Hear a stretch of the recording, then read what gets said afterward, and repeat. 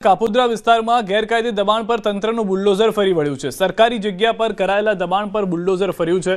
ભરવાડ ફળિયામાં એનડીપીએસના આરોપી હિંમત હડિયાએ ગેરકાયદે બાંધકામ કર્યું હતું। ગેરકાયદે બાંધકામ કરી ગાંજાનું વેચાણ થયું હતું। કાપોદ્રા પોલીસે અનેક વખત ગાંજાના જથ્થા સાથે આરોપીને ઝડપી પાડ્યો હતો। એનડીપીએસની પ્રવૃત્તિ સતત ચાલુ રાખતા કાપોદ્રા પોલીસે કાર્યવાહી કરી છે। તો દ્રશ્યો પણ આપ જોઈ રહ્યા છો। આરોપી હિંમત હડિયાએ જે ગેરકાયદેસર બાંધકામ કર્યું તમામે તમામ જગ્યા તોડી પાડવામાં આવી હતી। પોલીસના સંરક્ષણ સાથે ટીમ પહોંચી હતી। કાપોદ્રામાં ગેરકાયદે દબાણ દૂર કરવા માટે બુલડોઝર મંગાવવામાં આવ્યું અને બુલડોઝરની મદદથી આખું ગેરકાયદેસર બાંધકામ જે હતું તેને તોડી પડાયું છે। બંધ મકાનમાં ચોરી કરવા ગયેલો ચોર ખુદ ફસાઈ ગયો। અશ્વિની કુમાર વિસ્તારમાં ત્રીજા માળે ચોરી કરવા ગયો હતો। એક મહિલાની નજર પડતા બૂમાબૂમ કરી હતી। ચોર ત્રીજા માળેથી પાઇપની મદદથી બીજા માળે મકાનની ગેલેરીમાં પહોંચી ગયો। મકાન બંધ હોવાથી ચોર ગેલેરીમાં ફસાઈ ગયો। ફાયરના જવાનોએ દોરડું બાંધી ચોરને નીચે ઉતારી પોલીસને સોંપ્યો હતો।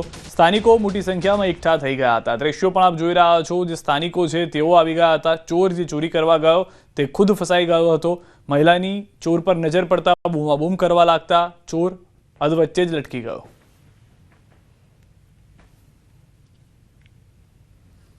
સાબરકાંઠાથી મહત્વના સમાચાર। સીએનજી પંપ પર કારમાં ભીષણ આગ લાગી છે।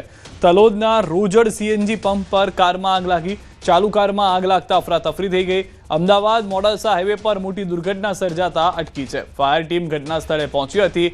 આગ પર કાબુ મેળવી લેવાનો પ્રયાસ હાથ ધરવામાં આવ્યો છે। દ્રશ્યો પણ આપ જોઈ રહ્યા છો।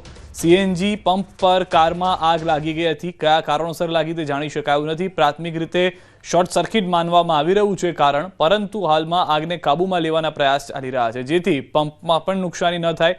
આસપાસના જે દ્રશ્યો આપ જોઈ રહ્યા છો, લોકોને ત્યાંથી દૂર ખસેડી દેવામાં આવ્યા હતા। જે પેટ્રોલ પંપ પર સીએનજી પંપ પર અટેન્ડન્સ હતા તેઓને પણ દૂર કરી દેવામાં આવ્યા હતા।